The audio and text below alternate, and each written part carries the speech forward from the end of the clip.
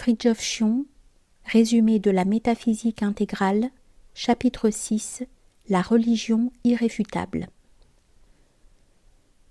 Encore et toujours la confrontation christianisme-islam.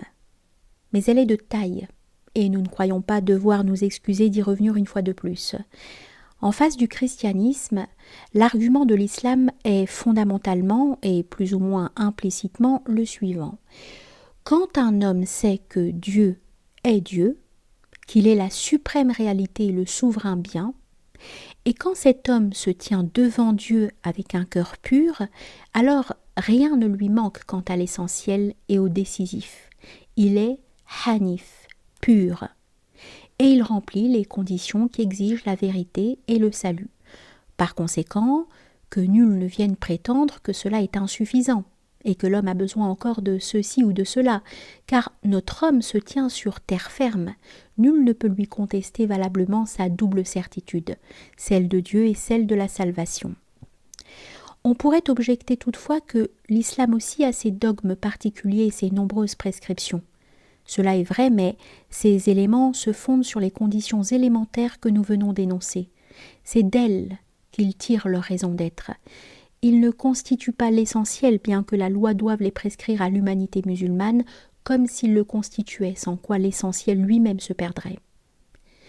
Dans toutes les fois que l'homme se tient devant Dieu avec un cœur intègre, c'est-à-dire pauvre et sans enflure, il se tient sur le sol de l'absolue certitude, celle de son salut conditionnel aussi bien que celle de Dieu.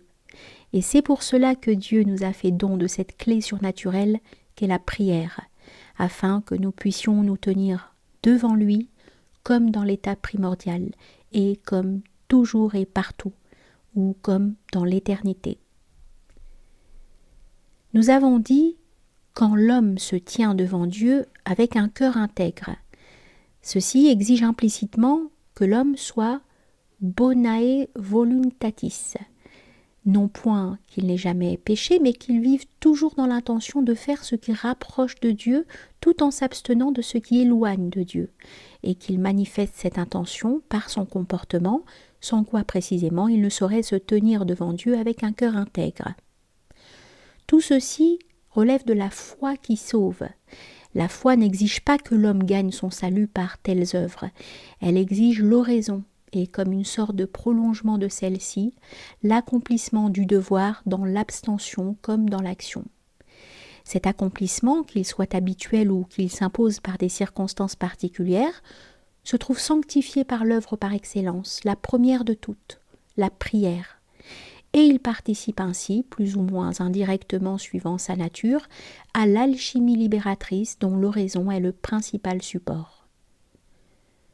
Dans l'islam, et dans la plupart des autres religions, le message est tout. Dans le christianisme et d'une certaine façon aussi dans le bouddhisme, c'est au contraire le messager qui prime. Le grand argument chrétien est en effet le fait que Dieu lui-même est venu.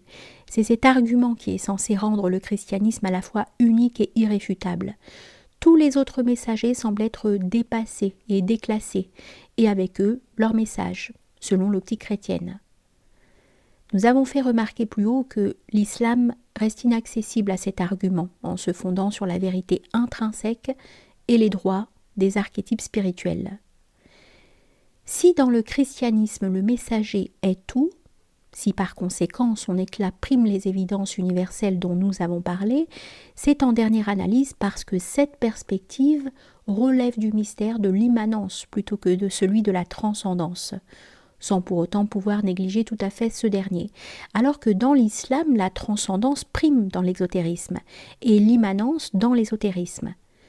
L'ouverture chrétienne vers l'universalité n'est pas du côté de la transcendance de Dieu, elle est du côté de l'immanence du Verbe.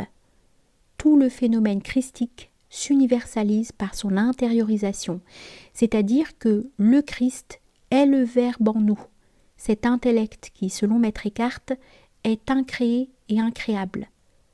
Le christianisme projette ce mystère d'immanence dans la dimension de la transcendance, d'où le concept de la Trinité que l'islam, gardien jaloux du transcendantisme, rejette avec vigueur. Quoi qu'il en soit, Si l'irréfutabilité de l'islam est dans les évidences fondées sur la dimension transcendante de Dieu, l'irréfutabilité du christianisme se base sur la dimension immanente, et c'est dans cette interprétation métaphysique que le phénomène christique rejoint les réalités universelles et par conséquent les vérités absolument irréfutables. Dans l'upaya chrétien, l'évidence est existentielle plutôt qu'intellectuelle. La preuve en est non seulement l'accentuation de l'élément phénomène, à savoir la venue personnelle de Dieu, entre guillemets, mais aussi et par voie de conséquence le mode eucharistique. Le Christ est la vie et il fait vivre, et on le consomme, entre guillemets, dans le pain et le vin. Fondamentalement, toute l'évidence du phénomène christique est dans le principe « Dieu est devenu homme afin que l'homme devienne Dieu ». Qui dit Dieu, dit salvation. Dieu est désir de nous sauver autant que désir de nous créer. Le nom de Dieu, quelle que soit sa forme, est le signe de notre salut. Il incombe à l'homme de ne pas se fermer à l'attraction divine. Car comme l'a chanté le roi prophète, le Seigneur est mon roc et mon bastion et mon libérateur. De même Isaïe, et c'est alors l'Éternel qui parle. Moi, je suis le Seigneur. Il n'y a pas d'autre sauveur que moi. Il n'y a pas d'autre Dieu que moi. Dieu juste et sauveur.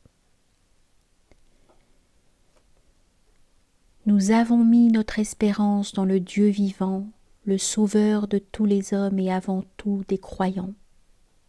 Cette parole de l'apôtre à Timothée indique la distinction entre la volonté de fait, en Dieu, de sauver les croyants.